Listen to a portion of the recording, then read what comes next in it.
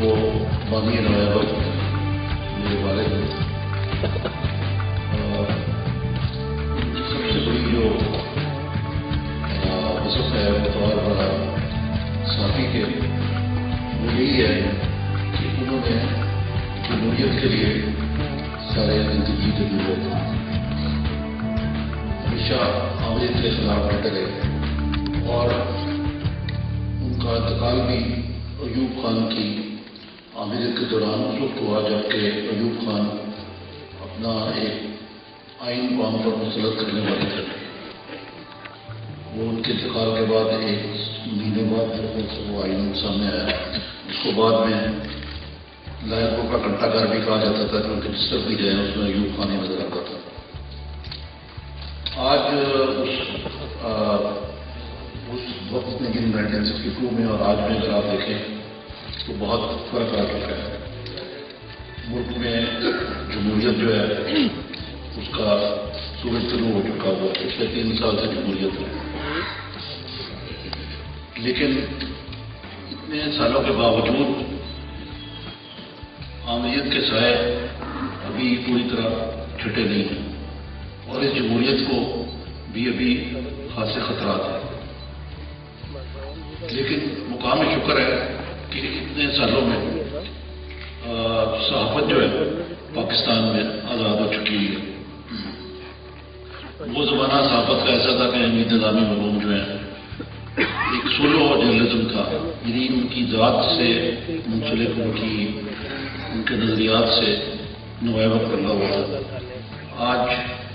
مختلف ماحول ہے. الیکٹرانک ٹی وی میڈیا اس وقت موجود نہیں تھا. اس وقت اتنی صحافت کی آزادی ہے کہ شاید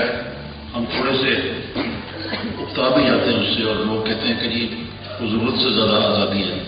اور اس کا کریڈٹ جو ہے وہ موجودہ حکومت کو بھی جاتا ہے کہ اس نے صحافت کے اوپر پابندی لگانے کی اگر کوئی کوشش کی بھی ہو تو وہ بھی نیند دلانا ہی اس کو کہہ سکتے ہیں. اگرچہ پچھلے 3 سالوں میں پہلی پریس ایڈوائز مجھے کل ملی وہ یہ تھی کہ جی ذرا شاہ محمود قریشی کے ملتان کے جلسے کو ذرا دبا دیں. اللہ خیر کرے کہ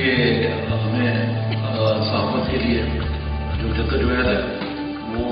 ابھی کرنی پڑے گی کیونکہ حمید نظامی مرحوم کا ہمیشہ یہ نظریہ رہا تھا کہ صحافی کو قابل ہونا چاہیے، محنتی ہونا چاہیے، باخبر ہونا چاہیے اور سب سے بڑی بڑھ کے یہ کہ ایماندار ہونا چاہیے. یعنی جو قلم کی جو عظمت ہے اس کے وہ بڑے نقیب تھے اور انہوں نے ہمیشہ کہا کہ صحافت جو ہے ایک مشن ہے. لیکن میں یہ نہیں کہتا کہ اس مشن کا مطلب یہ ہے کہ آپ جو اپنی جو دنیاوی آسائشیں ہیں ان سے صحافی محروم ہو یا اس کے بچے تعلیم حاصل نہ کر سکیں، اس کے پاس مقام نہ ہو. اگر یہ حقیقت ہے کہ حمید نظامی مرحوم جب ان کا انتقال ہوا ہے تو کرائے کے مکان میں رہتے تھے. کافی کالونیاں اور ویج بورڈ اور دوسری چیزیں اور بلکہ جو ماشاء اللہ جو ہمارے محمد میر صاحب بیٹھے ہیں ان کو معلوم ہوا ہے کی تنخواہیں جو ہیں وہ اخباری مالکان کی انکم سے بھی زیادہ ہوتی ہیں. اور جہاں تک اخباری مالکان کا تعلق ہے یہاں بھی تشریف رکھتے ہیں شامی صاحب وہ بڑے نوبل آدمی ہیں لیکن ایسے بھی ہیں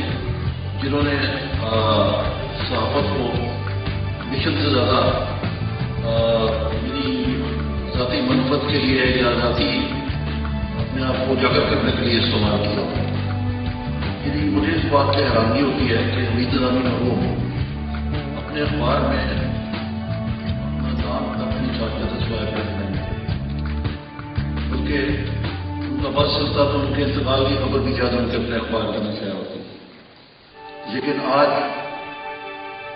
تو ایسے لگتا ہے کہ سوائے اخبار کے مالک کے بعد کے اور تو خبر ہی کوئی نہیں ہے کیونکہ ان کے جو نظریات ہیں وہ پوری قوم پر پہنچنے کی کوشش کی جاتی ہے. اور وہ سولو جرنلزم جو ہے وہ ایک قسم کی جس کو کہتے ہیں ڈکٹیٹرشپ جو ہے وہ اخباری مالک کی وہ بعض بلکہ میں شبیر الرحمان صاحب کو بتا دیتا ہوں کہ وہ بھی ان صحافیوں میں سے یا اخباری ماہران میں سے جو کم از کم مجھے ان کی خبر یا ان کی تصویر شاہ جی کے لیے روزنامہ جامع نظر آئی. ہمیں حل اب دیکھیے. اور تیسری بات یہ ہے کہ حمید نظامی مرحوم نے جو اخبار جس کی بنیاد رکھی وہ اپنے وسائل سے رکھی. آپ کو معلوم ہے کہ دولتانہ اور بعض اور جگہ پیروں نے کوشش کی کہ وہ ان کو فائنینس کریں. بعض دوست ان کے جس میں ڈاکٹر شبر حسن کہ ڈاکٹر مبشر حسن دوائیاں کو سزا اور ڈاکٹر باقر کچھ اور چند دوستوں نے مل کے یہ اخبار شروع کیا اور یہ شروع ہوا ایک فورٹ نائٹ کے طور پر. انہوں نے کسی سے وسائل حاصل نہیں کیے بلکہ وہ ایک سیلف میڈ آدمی تھے اور نہ ہی وہ قبضہ گروپ تھے. جس طرح آج ان کی امانت پہ بعض جلی قبضہ گروپوں کا قبضہ ہے. میں نظیم کوثر صاحب کا خصوصی طور پر شکر گزار ہوں. میرا ان کے ساتھ تعلق جو ہے وہ اتنا پرانا نہیں ہے لیکن میری ان سے زیادہ ملاقات جب محترمہ بے نظیر بھٹو شہید آخری دورے پہ لاہور آئی. کئی مرتبہ میں ان کے گھر گیا اور انہوں نے ان کا گھر ہی جو ہے اس کو چوز کیا جہاں وہ ٹھہرتی تھی. اور لطیف کوثر صاحب نے ان کا نوٹ ایز اے ہوسٹ اور بلکہ بطور ایک وکیل کے بھی ان کے بڑے قریب تھے اور پارٹی فارورڈ بھی تھے. اسی طرح حامد میر صاحب نے ان کے والد صاحب سے میرا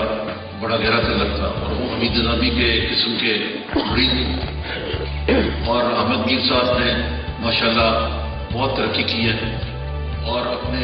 میرے خیال سے ایک صحافی کے بیٹے کے لیے اس سے بڑی اور کوئی چیز نہیں ہوتی کہ وہ اپنے باپ کے نقش قدم کو چلتے ہوئے کوشش کرے کہ وہ جس حد تک بھی اس کی پروفیشن کو اڈاپٹ کر سکتا ہے. اور محمد میر صاحب نے میرے خیال سے انصاف ادا کیا. جہاں تک عطا اللہ کاشفی صاحب کا تعلق ہے عطا اللہ کاشفی صاحب جو ہیں انہوں نے بھی اپنا کیریئر کا آغاز نوائے ویب سے کیا ہے جو ملک کے میرے خیال سے سب سے اچھے کالم نگار ہیں. شامی صاحب آپ سے مدد کیا کیونکہ یہ بڑی ہی سنجیدہ اور بڑی ہی سیریس باتیں جو ہیں اتنے شگفتہ انداز سے بیان کرتے ہیں جو غالباً آج بھی کریں گے. اور اس کے باوجود کہ بعض لوگ ان کا تعلق جو ہے وہ میاں نواز شریف صاحب کے ساتھ جوڑتے ہیں اور میرا خود بھی ان سے گہرا تعلق ہے میاں نواز شریف صاحب سے. میں ان کا بڑا متقد ہوں لیکن اس کے باوجود جب وہ بات کرتے ہیں اسٹیج پہ بھی اور کالم میں بھی تو وہ اس لگی لپٹی کے بغیر کرتے ہیں جو ایک صحافی کو ایک اپنی غیر جانبداری اور آبجیکٹیوٹی کا مظاہرہ کرنا چاہیے وہ ہمیشہ کرتے ہیں. جہاں تک شامی صاحب کا تعلق ہے شامی صاحب کو بہرحال اپنی ذات میں انجمن ہے اور اس وقت وہ نہ صرف تحریر میں بلکہ تقریر کے علاوہ الیکٹرانک میڈیا میں بھی ان کا ڈنکا بولتا ہے. انتہائی دوست سوال اور ایک قابل اور یہ میں کہوں گا سیلف میڈ آدمی ہیں جن کے بارے میں شاید کبھی یہ لیبل لگایا جاتا تھا کہ وہ جماعت اسلامی سے زیادہ مس رکھتے ہیں. لیکن جیسے کاشفی صاحب ہیں وہ بھی میں نے دیکھا ہے کہ اپنی تحریر اور تقریر میں ہمیشہ ایک جرنلسٹ کی جو آبجیکٹیوٹی ہے اس کو ملحوظ ذکر رکھتے ہیں. آخر میں لیاقت بلوچ صاحب کا بھی بڑا گزار ہوں. لیاقت بلوچ صاحب میرے شاگرد ہیں. آپ کو حیرانگی ہوگی لیاقت بلوچ صاحب جو ہیں یہ بنیادی طور پہ ایک صحافی ہیں. میں ان کو بھی کہہ رہا تھا کہ آپ کالم کیوں نہیں لکھتے. جنہوں نے ایم اے جرنلزم کیا ہوا ہے یہ پنجاب یونیورسٹی یونین کے پریزیڈنٹ تھے لیکن اتنے میں سمجھتا ہوں کہ اتنے ہونہار شاگرد تھے کہ انہوں نے کبھی میری کلاس سے چھٹی نہیں کی. اس کے باوجود کہ آپ کو معلوم ہے کہ جو اسلامی جمعیت طلباء کے بھی ناظم ہوں اور صدر بھی ہوں ان کا مجھ سے تو وائس چانسلر رہتا ہے لیکن انہوں نے بہرحال ایک انتہائی شریف نفیس اور اچھے شخص سے بنا ہے. پیر صاحب کا بھی گزار ہوں محترمہ کا بھی. اس سے زیادہ وقت نہیں لوں گا. آپ لوگوں کا بہت بہت شکریہ.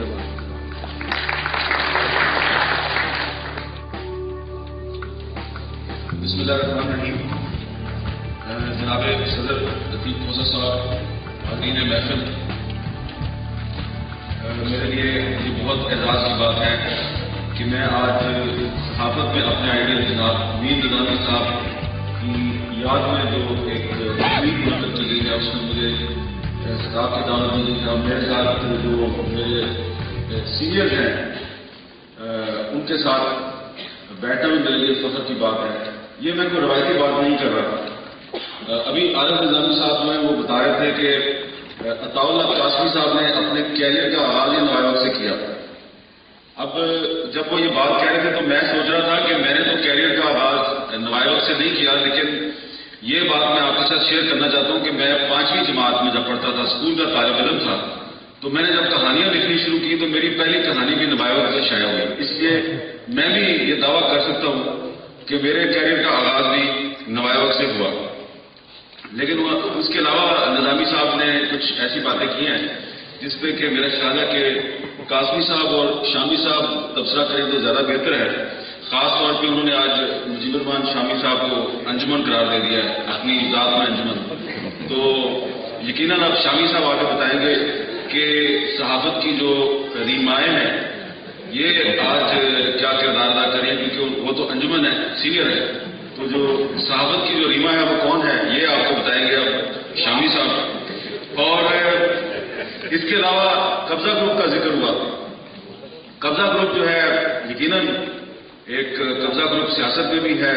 قبضہ گروپ صحافت میں بھی ہے. وہ زمانہ گیا جب ایک سرخا گروپ ہوتا تھا, ایک سبزہ گروپ ہوتا تھا. اب سبزہ گروپ ختم ہو گیا, اب اس سبزہ گروپ نے قبضہ گروپ کا روپ اختیار کر لیا ہے. کیونکہ اگر آپ ڈیٹیل میں جائیں تو آپ کو پتہ چلے گا کہ جو سرخا گروپ اور سبزہ گروپ ہے وہ کوئی اب امریکہ کا ترجمان بن گیا اور کوئی کسی کا ترجمان بن گیا, اور یہ جو وبا ہے یہ ہماری صحافت میں بھی آ چکی ہے. تو حمید نظامی صاحب جو ہیں ان کا جو کردار ہے اس پہ اور ان کی زندگی پہ بات کرنا آج اس لیے بھی ضروری ہے کہ ہمیں خاص طور پہ میڈیا کو اور پاکستان کو آج جن چیلنجز کا سامنا ہے, اگر ہم نے ان چیلنجز کا مقابلہ کرنا ہے تو اس کے لیے ہمیں اپنے جن بزرگوں کی زندگی کا مطالعہ کرنا چاہیے اور جن کی تعلیمات پہ عمل درآمد کرنا چاہیے. اس میں حمید نظامی صاحب سر فہرست ہیں. ان کی جو زندگی ہے اور ان کی جو صحافت ہے اس کو اگر آپ سامنے رکھیں تو آج کے دور میں جو بہت سے سوالات ہیں اس کا جواب آپ حاصل کر سکتے ہیں. مثلاً ایک آج بہت سوال اٹھایا جاتا ہے کہ جی جو صحافی ہے کیا اسے جانبدار ہونا چاہیے, کیونکہ ایک عام تاثر یہ ہے کہ اور یہ کہا بھی جاتا ہے کہ صحافی کو غیر جانبدار ہونا چاہیے. جہاں تک تعلق ہے خبر کا, نیوز کا, تو یقیناً صحافی کو غیر جانبدار ہونا چاہیے. لیکن جہاں پہ اوپینین کا تعلق ہوتا ہے, کالم کا تعلق ہوتا ہے, اداریہ کا تعلق ہوتا ہے, وہاں پہ صحافی جو ہے وہ غیر جانبدار نہیں رہ سکتا. اب آپ حمید نظامی صاحب کی مثال لے لیجیے کہ ایک نوجوان شخص پڑھا لکھا اور 1940 میں ایک طرف قائد اعظم ہے اور دوسری طرف برطانوی راج ہے. تو وہ پڑھا لکھا نوجوان صحافی اگر قائد اعظم تحریک پاکستان اور برٹش راج کے درمیان اگر وہ غیر جانبدار ہو جاتا, اگر وہ غیر جانبداریت اختیار کر لیتا, تو پھر آج ہم یہاں بیٹھ کے ان کو یاد نہ کر رہے ہوتے اور ان کو خراج تحسین بھی پیش نہ کرتے, اس لیے کہ انہوں نے اس موقع پہ غیر جانبداری کا مظاہرہ نہیں کیا بلکہ انہوں نے ایک موقف اختیار کیا, وہ جانبدار ہو گئے, وہ قائد اعظم اور پاکستان کے ساتھ کھڑے ہو گئے. تو یہی میرا خیال ہے کہ بات جو ہے یہ آج بھی ہمیں اپنے سامنے رکھنی چاہیے کہ جہاں پہ پاکستان کے مفاد کی بات ہے, جہاں پہ ہمارا جو معاشرہ ہے اس کی بقا کی بات ہے, ہماری جو سماجی روایات ہیں ان کی بقا کی بات ہے, تو وہاں پہ ہمیں غیر جانبدار نہیں رہنا چاہیے. اس وقت پاکستان کو انہی چیلنجز کا سامنا ہے, انہی مسائل کا سامنا ہے جنہیں کہ ایک زمانے میں جو کہ قائد اعظم کو بھی درپیش تھے, جن کا مقابلہ حمید نظامی صاحب نے بھی کیا. عارف نظامی صاحب آپ کو بتا رہے تھے کہ 1962 میں جب ان کا انتقال ہوا تو اس وقت وہ ایوبی آمریت کے خلاف لڑ رہے تھے. آج پاکستان میں آمریت نہیں ہے, لیکن پاکستان میں جو آمریت کی باقیات ہیں اور آمریت کے پیدا کیے ہوئے مسائل ہیں وہ ایک بہت بڑا طوفان بن کر ہمارے سر پہ منڈلا رہے ہیں, اور یہ طوفان جو ہے کسی بھی وقت ہمارے لیے ایک بہت بڑا مسئلہ پیدا کر سکتا ہے. کیونکہ اس وقت آپ کو جس تنگ نظری کا، تعصب کا، دہشت گردی کا، بے یقینی کا سامنا ہے، یقیناً اس میں ہم سب کے اپنے بھی بہت سے قصور ہو سکتے ہیں، لیکن بنیادی طور پہ یہ تمام وہ مسائل ہیں جو کہ آمریتوں کے دور میں پیدا ہوئے، پہلے جنرل ضیاء الحق کے دور میں اور پھر پرویز مشرف کے دور میں. اور اس میں آپ اس چیز کو سامنے رکھیں کہ وہ فورسز جو قائد اعظم کی مخالف تھی، وہ فورسز جن کی کہ حمید نظامی صاحب نے مخالفت کی، یہ فورسز پچھلے 63 سال میں اپنا نام بدل بدل کے، اپنا رنگ بدل بدل کے، یہ لوگ جمہوریت کی بھی مخالفت کرتے ہیں. یہ لوگ پہلے پاکستان کی مخالفت کرتے تھے، اب جمہوریت کی مخالفت کرتے ہیں، نام بھی لیتے ہیں جمہوریت کا، جمہوریت میں یقین بھی نہیں رکھتے، غیر جمہوری قوتیں جو ہیں ان کے ہاتھ بھی مضبوط کرتے ہیں، اور بوقت ضرورت پاکستان کے نام پہ جو پاکستان کے رہنے والے ہیں انہیں کافر بھی قرار دے دیتے ہیں. اور وہ لوگ جو قائد اعظم اور حمید نظامی کے سچے پیروکار ہیں، انہیں اگر آج پاکستان میں کسی سے خطرہ درپیش ہے تو وہ فورسز ہیں جو کہ آج نظریہ پاکستان، اسلام اور پاکستان کے نام نہاد چیمپئن بنے ہوئے، لیکن ماضی میں یہ ہمارے جو بزرگ ہیں ان کی مخالفت کیا کرتے تھے. تو یہ ایک ایسا ماحول بنا ہوا ہے پاکستان میں جس میں کہ میڈیا کو ایک سٹینڈ لینے کی ضرورت ہے. اور یہ بات میں اس لیے کر رہا ہوں کہ میرا یہ خیال ہے کہ اس وقت ہم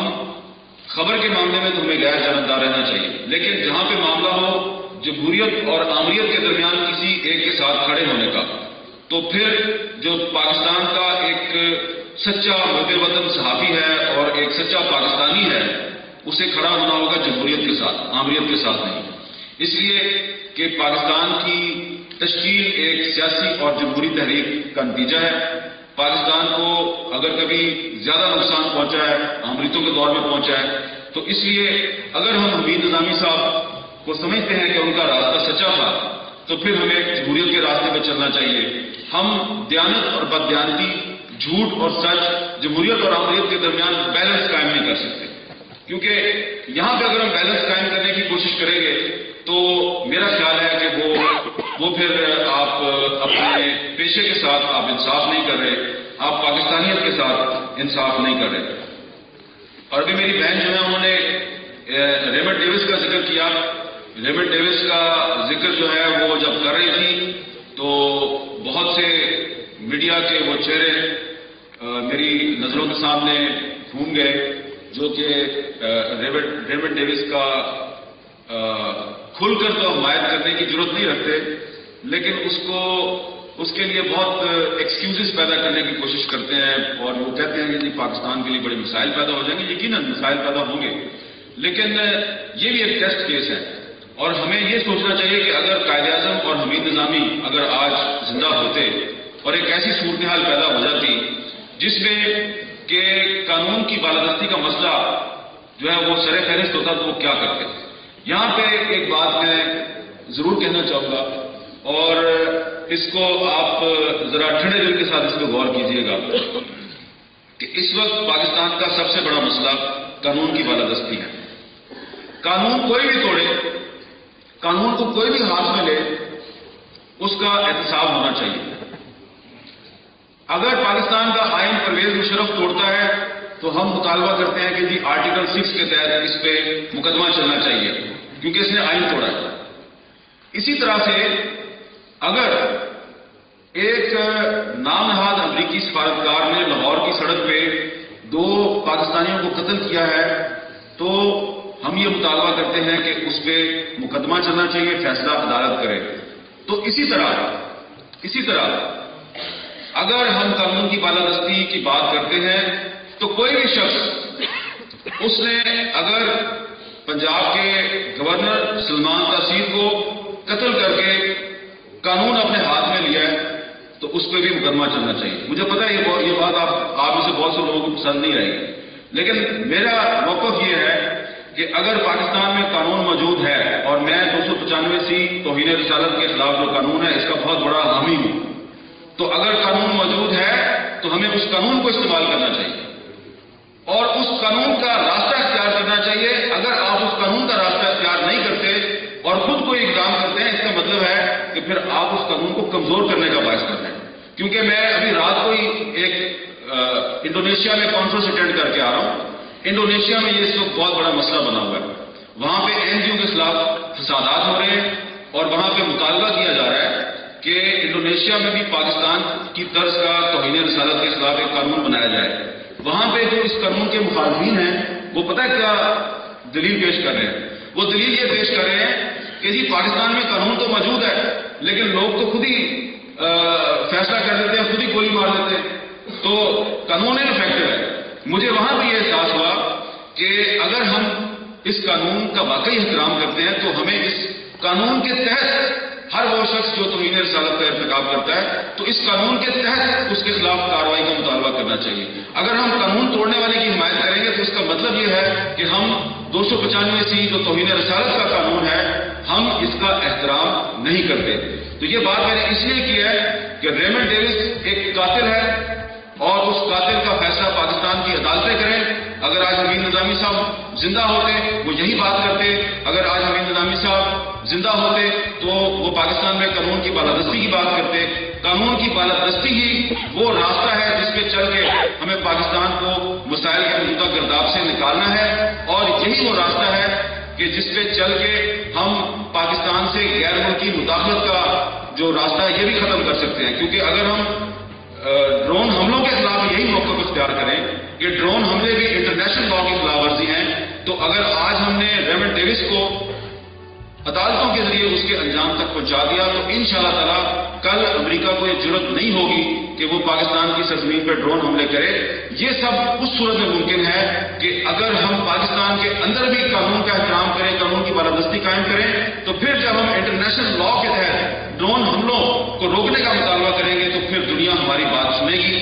یہی وہ راستہ ہے جس کا کہ ہمیں حمید نظامی صاحب نے سبق دیا تھا اور اسی راستے پہ چلتے ہوئے پاکستان کے میڈیا کو اور سیاسی جماعتوں کو پاکستان کے مسائل حل کرنے ہیں. بہت شکریہ.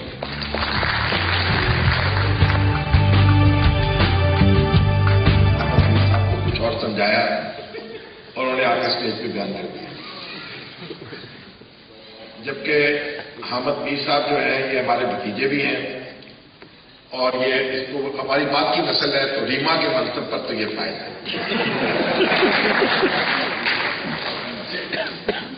اور یہ عطا اللہ قاسمی صاحب چلے گئے ہیں. اب یہ سن رہے ہیں میری بات,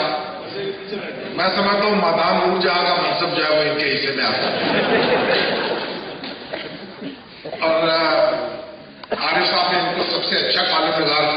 کہہ کے مخاطب کیا تھا. میں تو ویسے بھی اب کالم نگاری سے توبہ کر چکا ہوں, لیکن یہ ہے اس کو کوئی شبہ نہیں ہے کہ عطا اللہ قاسمی صاحب کو میں اپنے زمانہ طالب علمی میں پڑھتا تھا اور وہ مجھ سے بہت سینئر, اور میں نے جب اس سے پہلی بار ملا تو اس وقت میں یہ اپنے کراچی میں صحافت کا آغاز کر چکا تھا اور وہ کالم نگاری کر رہے تھے. اور اس میں کوئی کلام بھی نہیں ہے کہ ان کا جو مقام ہے کالم نگاری میں اس سے انکار نہیں کیا جا سکتا. اور میرے اس میں بھی میں ان کو واقعی اپنا سب سے محبوب کالم نگار سمجھتا ہوں. اب باتیں یہاں بہت ہو گئی ہیں اور میں بھی نوائے وقت کی بات, یہ حمید نظامی کا ذکر آئے گا تو پھر نوائے وقت کا ذکر بھی آئے گا اور نوائے وقت کا ذکر آئے گا تو پھر بہت سے اور چیزیں بھی آ جائیں گی. لیکن میں نے بھی جب یہ نوائے وقت جو تھا اس میں ایک بحث چڑھ جاتی تھی عام طور پر اداریوں پر. نوائے وقت کے جو اداریے لکھے جاتے تھے ان پر بحث کا آغاز ہو جاتا تھا نوائے کے قانون میں, اور اس میں وہ عدالتی صفحے پر عام طور پر وہ بحث ہوتی تھی. مختلف مکتوب نگار لکھتے تھے. جو میں جب پڑھتا تھا فرسٹ ایئر میں یا سیکنڈ ایئر میں تو کئی دفعہ میں نے بھی وہاں اس میں بحث میں حصہ لیا اور سلیم صاحب کے مضامین اور نوائے وقت کے اداریے جو تھے تو اس لحاظ سے میرا خیال ہے میرا بھی جو خط ہے وہ پہلی بار چھپا ہوگا تو نوائے وقت میں چھپا ہوگا. اور پھر کالم نگاری کا آغاز بھی یہاں سے ہوا. لیکن نوائے وقت کا جو بنیادی حوالہ ہے ہمارے نزدیک وہ اس کا حمید نظامی صاحب کا حوالہ ہے. اور جس طرح انہوں نے تحریک پاکستان میں جو کردار ادا کیا اور جس طریقے سے پھر پاکستان میں جمہوریت کی لڑائی لڑی اور جس طرح اتنا بڑا ادارہ قائم کیا اور آج تک ہم جو جمہوریت جو ہے جس سے ہم لطف اندوز ہو رہے ہیں اس میں ان کا بڑا حصہ ہے، اور یہ جو منزل ہے انہوں نے متعین کی ہمارے لیے۔ اب لطیف کوسا صاحب ماشاءاللہ گورنر پنجاب ہیں، تو عارف صاحب نے ذکر کیا تھا جب محترمہ بے نظیر بھٹو یہاں آئی آخری بار تو انہیں کے یہاں مہمان تھی، اور بڑی دلچسپ بات تو مجھے یہ معلوم ہوئی کہ میں جب محترمہ وہاں ٹھہری تھی، کیونکہ کھوسا صاحب جاوید ہاشمی صاحب کے وکیل بھی رہے ہیں، تو جاوید ہاشمی صاحب نے محترمہ بے نظیر بھٹو کو شکریہ ادا کیا ٹیلی فون کر کے کہ آپ نے محترم لطیف کھوسا صاحب کے گھر کا انتخاب کیا ہے، گویا ہمارے گھر کا انتخاب کیا ہے کیونکہ جنوبی پنجاب سے ان کا تعلق ہے، تو جاوید ہاشمی صاحب نے ان کے گھر کو اپنا گھر قرار دیا۔ تو اس لیے یہ مسلم لیگ نون اور پیپلز پارٹی کے درمیان ایک رابطہ بھی ہے اور پل بھی ہے، اور جب سے یہاں آئے ہیں اچھا خاصا سکون جو ہے وہ بحال ہوا ہے۔ اب اس کے بعد کوئی نئی جنگ شروع ہو جائے تو الگ بات۔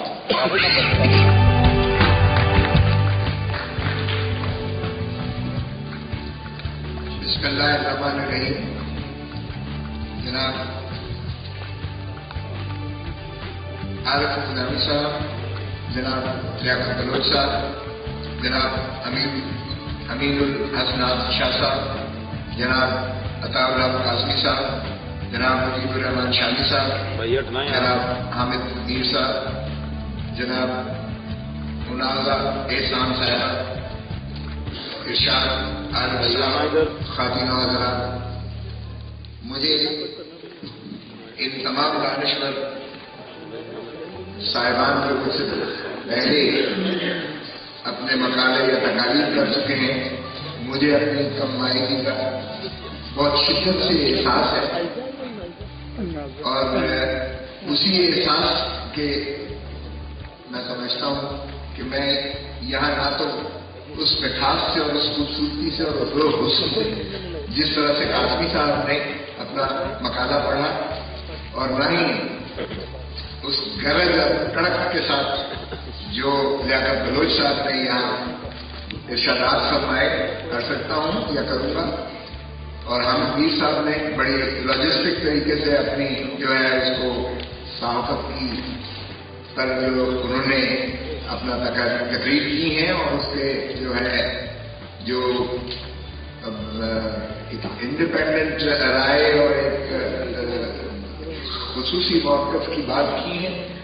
اور اسی طرح جو باقی ہمارے جو شامی صاحب نے ماشاءاللہ اپنی مدلل اور ایک جس انداز سے گفتگو کی ہے، اور عارف نظامی صاحب سے بات کر انہوں نے بہت خوبصورت باتیں کی ہیں، سبھی نے بہت خوبصورت باتیں کی ہیں، لیکن میں سبھی کا شاید جواب بھی دے سکتا ہوں، لیکن ظاہر ہے کہ یہ جلسہ عام نہیں ہے جس میں میں ہر چیز کو احاطہ کروں۔ حمید نظامی صاحب کے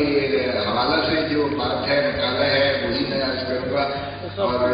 اس میں یقینی بات ہے کہ میں صرف اتنا عرض کرتا چلوں کہ بعض باتیں ایسی کی گئی ہیں جو چونکہ میرا ایک بیک گراؤنڈ ایسا ہے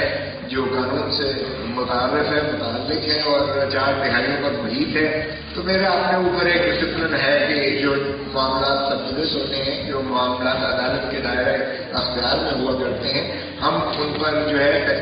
تبصرے کرنا، ان پر باتیں کرنا، ان پر جو ہے رائے دہی کرنا، میں سمجھتا ہوں کہ وہ اسے اعتراض ہی مناسب ہوتا ہے، وہ نہ قانون اس چیز کا متقاضی ہے، نہ میں سمجھتا ہوں وہ انڈیپینڈنس آف جوڈیشری کے لالچہ میں آتا ہے، کیونکہ لامحالہ جو ماحول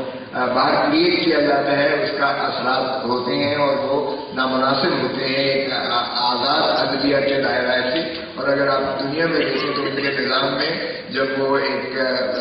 شروعات ہوتی ہے مقدمے کی، یقین کیجیے گا تو وہ جو ہے ان کے جو